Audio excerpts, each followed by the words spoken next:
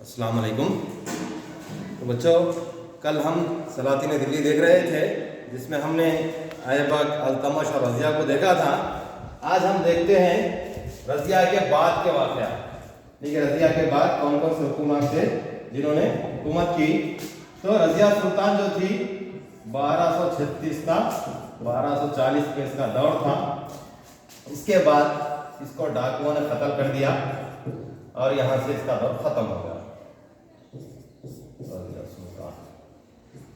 रज़िया सुल्तान के बाद रज़िया का भाई यानी कि अल्तमश का एक बेटा जो 1240 से 1242 तक हुकूमत करता है, 40 का 42, बहराम शाह।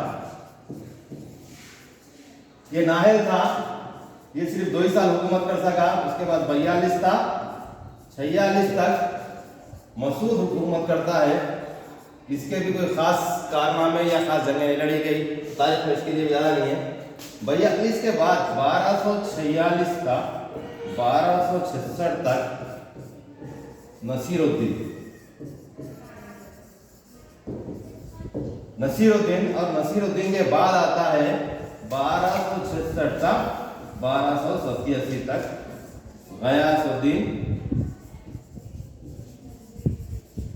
जिसको हम तारीख में बलबैन भी कहते हैं। गयासुद्दीन बलबैन। तो आज की इस क्लास में हमें पढ़ना है बलबैन के बारे में, जिसका दौर हुकूमत था 1266 था 1287। तो बलबैन को जब हम देखते हैं, यह खुद भी गुलाम था, ये नसीरुद्दीन का गुलाम था।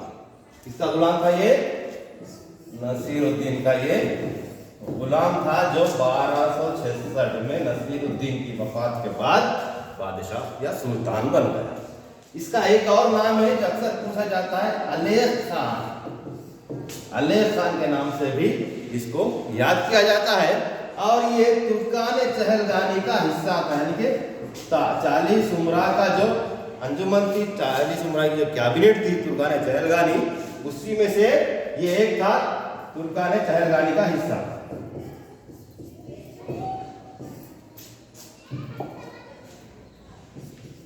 बलबैन जब बलबैन बादशाह बना तो उसको ये अंदाजा था कि इसके लिए सबसे बड़ा खतरा जो है वो तुर्कान चहलगानी है। क्योंकि ये खुद भी उनमें से एक था, इसलिए इन्हें सबसे पहले क्या करा, तुर्कान चहलगानी को कमजोर करने की कोशिश करा। क्या करा? तुर्कान चहलगानी को कमजोर करने की कोशिश किया, जिसके नतीजे में कई उमरा को इसने साजिशों के तहत, धोखों के तहत कत्ल करवा दिया। ये नस्ली तौर पे शिया था, इसीलिए इसने हिंदुस्तान में एक नए त्यौहार की शुरुआत की, जिसे हम कहते हैं नवरोज। उर्दू में इसको नवरोज त्यौहार की इब्तिदा इसने की। ये पारसियों का त्यौहार है जो 9 दिन तक मनाया जाता है। इसकी शुरुआत बलबैन ने की। इसके साथ साथ बलबैन ने 2 नए फरमान जारी किए या 2 नए खवायद दरबार के लिए चालू किए, जिसमें पहला था पैबस और दूसरा था सजदा। पहला था पैबस और दूसरा था सजदा। पैबस यानी कि बादशाह के पैर को चूमना, जिसको हम बोझ बोलते हैं, बादशाह के पैर को चूमना जो पैबस था। और दूसरा ये था बादशाह को सजदा करना, जिसे हम फर्शी सलाम भी कहते हैं। ये 2 रिवायतों को बलबैन ने अपनाया, यानी कि बलबैन के दौर में ये चीजें होंगी। कौन सी? पहली पैबस, दूसरी सजदा, उसके बाद है नवरोज। ये इस्लाहात बलबैन के। इसके बाद इसने न सिर्फ सख्ती के साथ बगावतों को कुचला, उमराओं को कुचला, इसकी एक पॉलिसी थी जिसे हम ब्लड और आयरन कहते हैं। ब्लड या लहू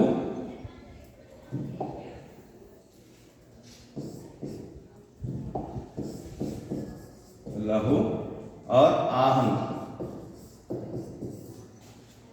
कि जो बगावत करता था या जो बादशाह की नहीं सुनता था, जिले इलाही की, उसके लिए ये पॉलिसी थी, बेटा तुम्हारे पास खून है और मेरे पास तलवार है, सुनते नहीं गर्दन उड़ा दो।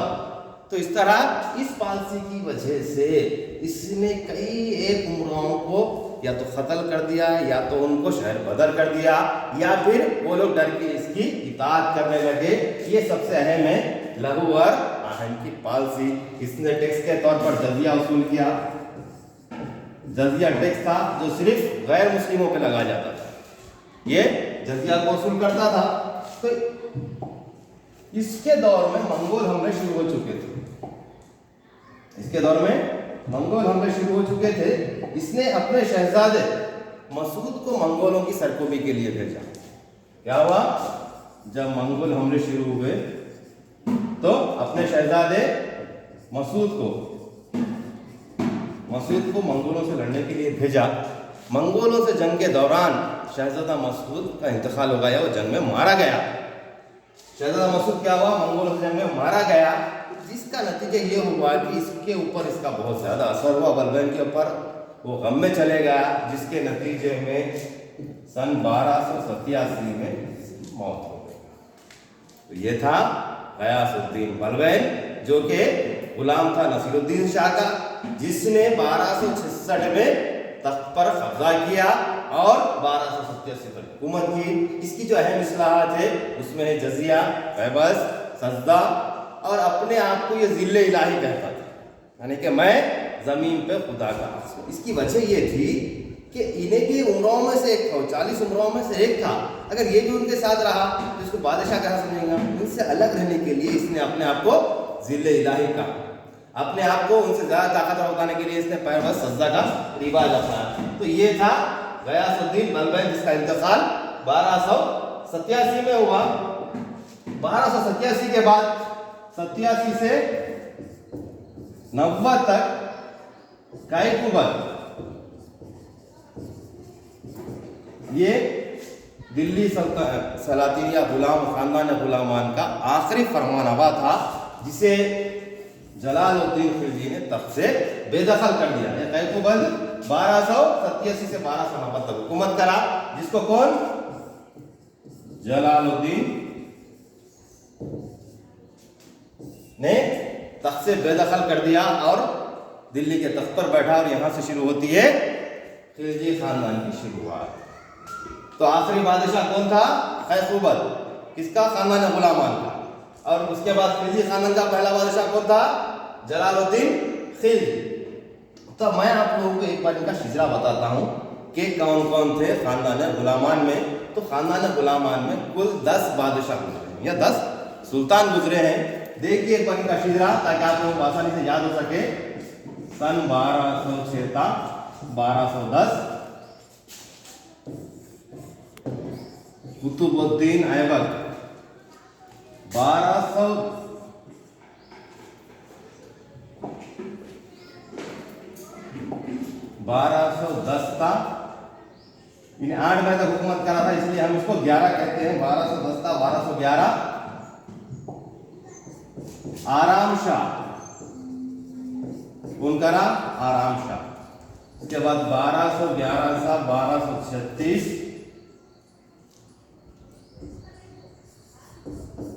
अल्तमश, शमशुद्दीन अल्तमश। 1236 में इसकी वफात के बाद, रजिया के इंतकाल के बाद, अल्तमश के बेटे बहराम शाह को,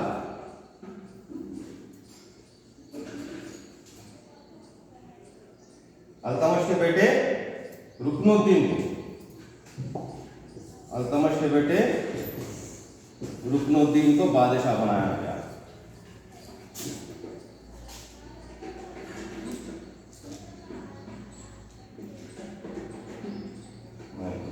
बनाया गया 36 से 40 तक और रुकनुद्दीन के बाद फिर आती है 36 से 40 तक रजिया सुल्तान।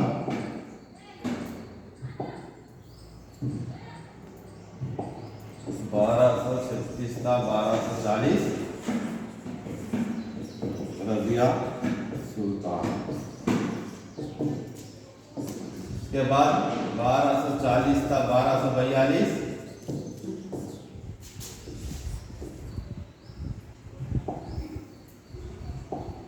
बहराम शाह,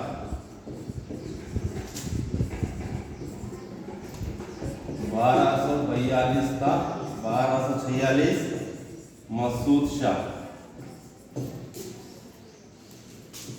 1246 था, 1266 नसीरुद्दीन, 1266 था, 1287 बलबैन और 1287 था, 1290 कैकुबल। ये है खानदाने गुलामान, इसको हम सलेब डायनास्टी भी कहते हैं। तो यह खानदाने गुलामान का शिजरा है, जिसको हम आमतौर पे इस तरह जाहिर करते हैं। ये 10 बादशाह इनके गुजरे हैं।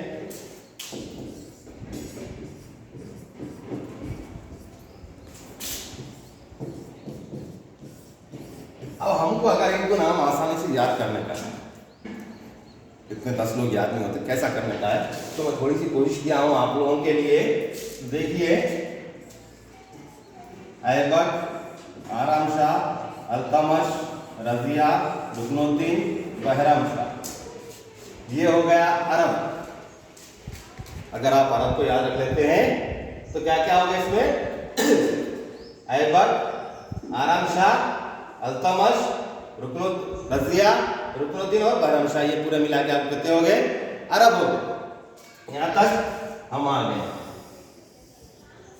उसके बाद अलाउद्दीन मसूद, इसका क्या करेंगे हम? ए ले लेंगे। उसके बाद नसीरुद्दीन का यन और बलबैन गयासुद्दीन बलबैन का जी ले लीजिए। तो अब क्या होगा? अरब अंग और कैकुबत का के ले लेते हैं। तो इसको आसानी से याद करने के लिए अरब अंग के अगर ये आप याद रख लेते हैं तो इसमें आपको पूरा का पूरा खानदान गुलामान का शिजरा आ जाता है। खानदान गुलामान को एक और नाम से भी याद किया जाता है, इसे ममलूक डायनास्टी कहा जाता है। क्या है? ममलूक डायनास्टी कहा जाता है, यानी कि इस खानदान को ममलूक खानदान भी कहा जाता है। इसलिए कहा जाता है कि भाई ये लोग गुलामी थे, लेकिन इनकी भी तो कोई नस्ल थी होंगी, क्योंकि गुलाम थे इसलिए खानदान गुलामान बोल रहे, ये ममलूक नस्ल के थे, इसलिए हम इनको क्या कहते हैं? ममलूक डायनास्टी या ममलूक सल्तनत भी कहते हैं। तो मजमूई तौर पे ये था हमारा खानदान गुलामान। अगली क्लास में हम खिलजी खानदान को देखते हैं। जैसा कि मैंने यहाँ बताया कि 1290 से जलालुद्दीन खिलजी तख्तनशीन हुआ था, यहाँ से शुरू होता है। इनका दौर ये काफी छोटा है, 1290 था, 1320। इसको हम अगली क्लास में देखते हैं। तब तक के लिए अल्लाह हाफिज।